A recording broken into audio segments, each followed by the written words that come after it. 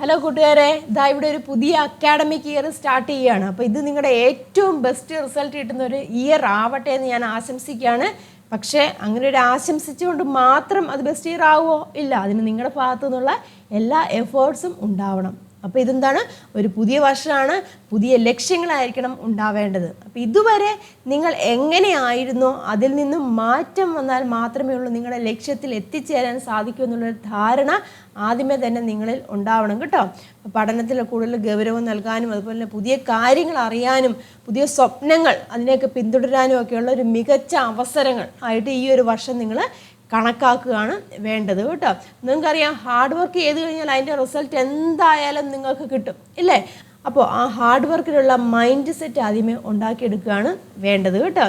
ഈ പഠനം എന്ന് പറഞ്ഞിരിക്കുന്നത് എന്താണ്, വിജയം നേടാനുള്ളൊരു മാർഗം മാത്രമാണ് കേട്ടോ. അപ്പോൾ അതിൻ്റെ പിന്നിൽ എന്താണ്, ഒരുപാട് ഹാർഡ് വർക്ക് അല്ലേ? ഹാർഡ് വർക്ക് വേണം, ഡിസിഷൻ, കൃത്യമായിട്ടുള്ള തീരുമാനങ്ങൾ എടുക്കണം, അതുപോലെ സമയം ടൈം മാനേജ്മെൻറ്റ് വളരെ ഇമ്പോർട്ടൻ്റ് ആണ് കേട്ടോ. അപ്പോൾ അതൊക്കെ നിങ്ങൾ മനസ്സിലാക്കിക്കൊണ്ട് വേണം മുന്നോട്ട് പോകാൻ കേട്ടോ. നമ്മൾ ഓരോ ദിവസവും നിങ്ങളുടെ ഒരു എയിം ഉണ്ടായിരിക്കണം, അല്ലെങ്കിൽ ഒരു ഗോൾ ഉണ്ടായിരിക്കണം. അപ്പോൾ ആ ഗോളിലേക്ക് എത്തിച്ചേരാൻ വേണ്ടി ആയിരിക്കണം നമ്മുടെ ഓരോ ദിവസവും സ്റ്റാർട്ട് ചെയ്യേണ്ടത് കേട്ടോ. ആ ഗോളായിരിക്കണം നിങ്ങളുടെ ഈ ഒരു വർഷം നിങ്ങളെ മുന്നോട്ട് കൊണ്ടുപോകേണ്ടത്. പക്ഷേ അതിനുവേണ്ടി കുറച്ച് തയ്യാറെടുപ്പുകളൊക്കെ ആവശ്യമാണല്ലേ.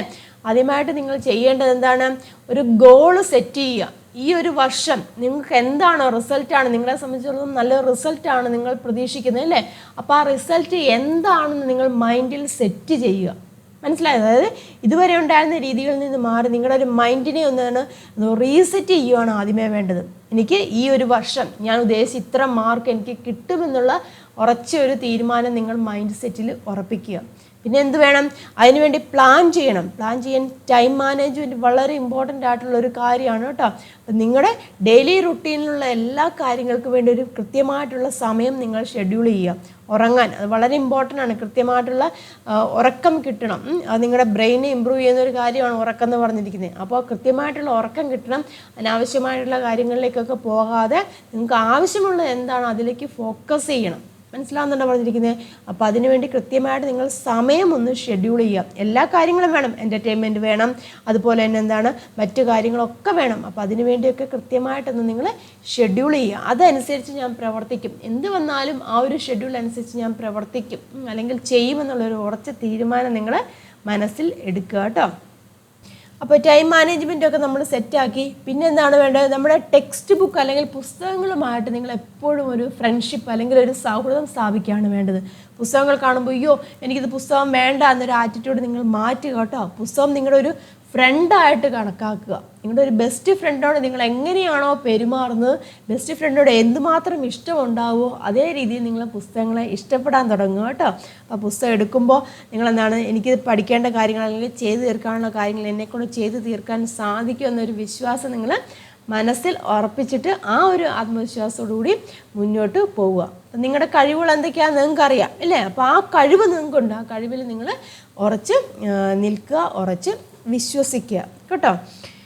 പിന്നെ എന്താണ് വേണ്ടത്, ഇതൊരു പുതിയ വർഷമാണ്. അപ്പോൾ പുതിയ വർഷത്തിൽ നിങ്ങൾക്ക് എന്താണ്, നിങ്ങളുടെ റിസൾട്ട് ഞാൻ പറഞ്ഞു, റിസൾട്ട് ആയിരിക്കണം നിങ്ങളുടെ മനസ്സിലുണ്ടാവേണ്ടത്. അത് ഫുൾ A+ ആവാം, ഫുൾ മാർക്സ് ആവാം, എന്ത് തന്നെയായാലും ആ റിസൾട്ട് നമ്മളെപ്പോഴും വിഷ്വലൈസ് ചെയ്യുക.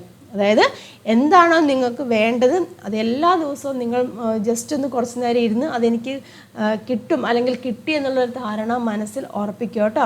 അതിൻ്റെ കൂടത്തിൽ എന്തും കൂടെ വേണം, ആക്ഷൻസും കൂടെ എടുക്കണം.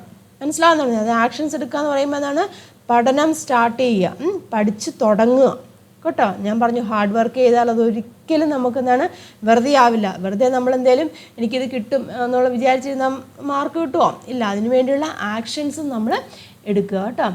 അപ്പോൾ ഇവിടെ ഓർക്കേണ്ട ഒരു കാര്യം എന്ന് വെച്ചാൽ, പഠനം എന്ന് പറഞ്ഞാൽ ഒരു ഡ്യൂട്ടി ആയിട്ട് നിങ്ങൾ കണക്കാക്കില്ല. ഡ്യൂട്ടി മാത്രമല്ല, അതാണ് പുതിയ പോസിബിലിറ്റീസ് അല്ലെങ്കിൽ പുതിയ അവസരങ്ങൾ തരുന്നൊരു ഒരു ഡോറാണ് അല്ലെങ്കിൽ ഒരു ഓപ്പണിംഗ് ആണ്, ഒരു വാതിലാണെന്നൊക്കെ നമുക്ക് പറയാൻ സാധിക്കും അല്ലേ.